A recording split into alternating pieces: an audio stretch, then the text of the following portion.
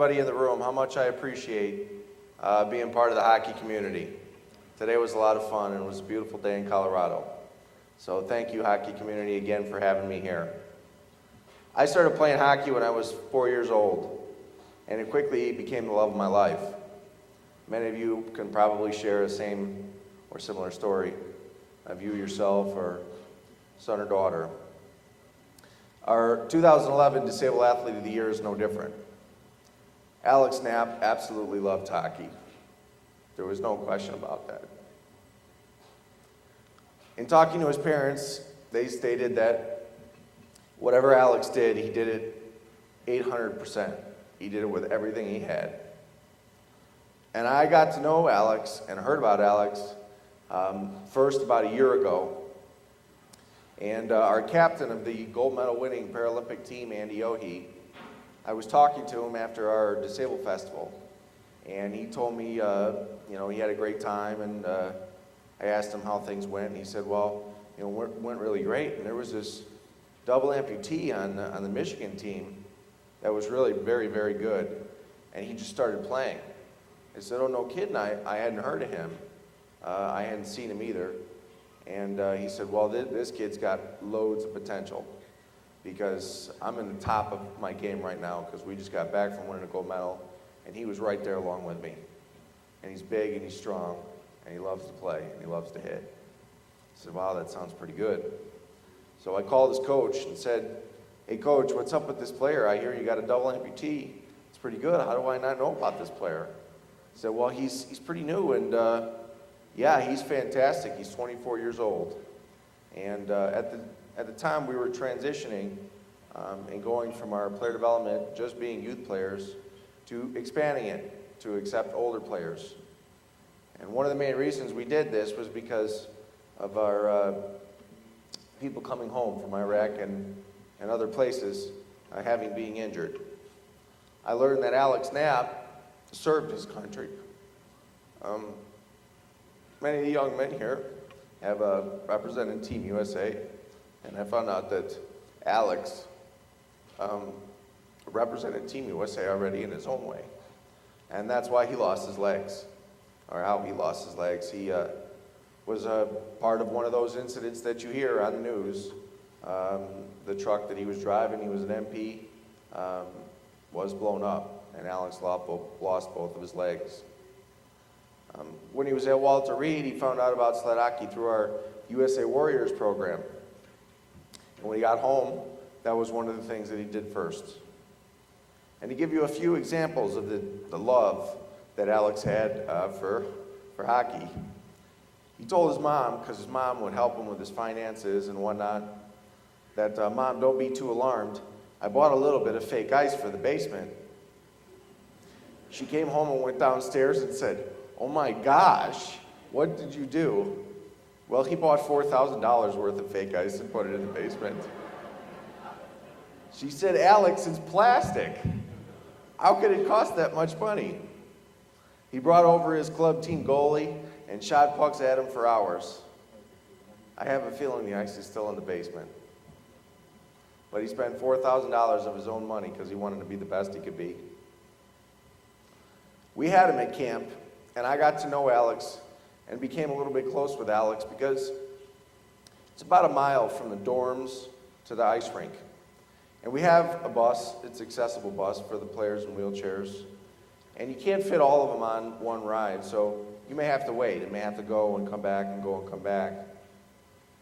So in the meantime, some of the players that are in wheelchairs choose to just roll back. Most of them will do it once, maybe twice. But by the end of the week, they're pretty tired. Alex did it every time. He never missed one. He never rode the bus. He always pushed his chair. He even went so far as when I would roll back, sometimes after a hard-fought game, I would tell the players, I've got all the power I need. I don't need to push. Alex refused. He never grabbed hold. He always pushed himself. And all along the time, this whole week that I was riding back and forth with Alex, we would talk and he would ask questions of, how he could be better, or how he did this right, or how he did that right, or, what does he need to do to make it to the next level? I learned then of Alex and his dedication and just really what a wonderful human being he was. Alex was the type of person that it didn't take long after hanging out with him for a little while, you knew that you were with someone that was special.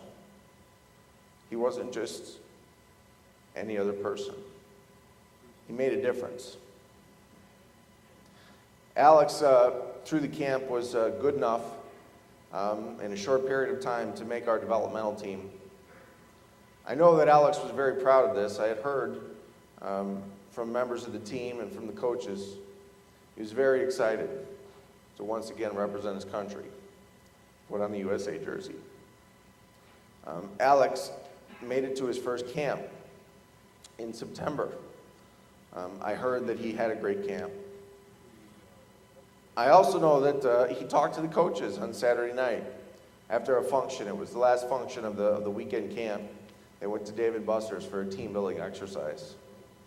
After the function was over, it was roughly 10 p.m., and Alex said, coaches, staff, do I need to stay and go home tomorrow, or can I go home tonight? And they said, well, sure, Alex, you're free to go. We're done. He said, okay. And they said, well, what's your rush? He said, well, I got to get back. I got practice at 7 in the morning. So the kid drove through the night after playing all weekend with the developmental team, probably exhausted, to make practice Sunday morning at 7 o'clock. That's the type of dedicated player he was. Unfortunately, that was his only camp because Alex unexpectedly died.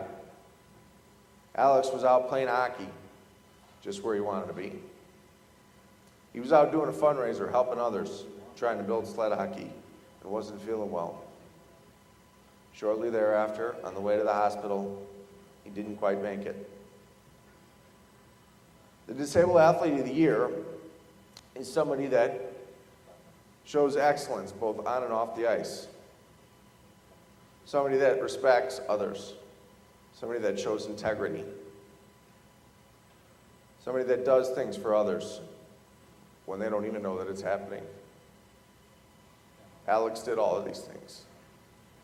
Alex did all of them for everyone in this room. Alex gave his legs for the country. Alex gave his legs for his hockey team. Alex gave everything. As some of you know, this song by Billy Ray, it rings true. Some gave all, and Alex gave it all. Both when he played and at the end, he gave 100% at all times. The young man that was up here just before I was read a very nice statement that they live by. And at the end it says, leave your team a better place than when you got there. I'm here to tell you that the 2011 Alex Knapp Disabled Athlete of the Year left me a better man and a better person than before I met him. He left our country a better place than he found it. He left disabled hockey a better place and a better game than when he found it. And he inspires us all. You see, as I roll around here and you look at me in some ways, my accident happened, and you just never know when these things are going to occur. He was 24 years old. Sometimes in life, things just happen, and you don't know why, and you can't explain them. Alex made sure to enjoy every day and live it to the fullest. He was so proud of being in the Army. When we had him at camp, we asked him in front of all the players, do you regret what happened? Do you wish that you hadn't gone? Do you wish things were different? And Alex was very quick in his response and said, no, I regret nothing. I'm happy for where I'm at, and I'm happy to be here.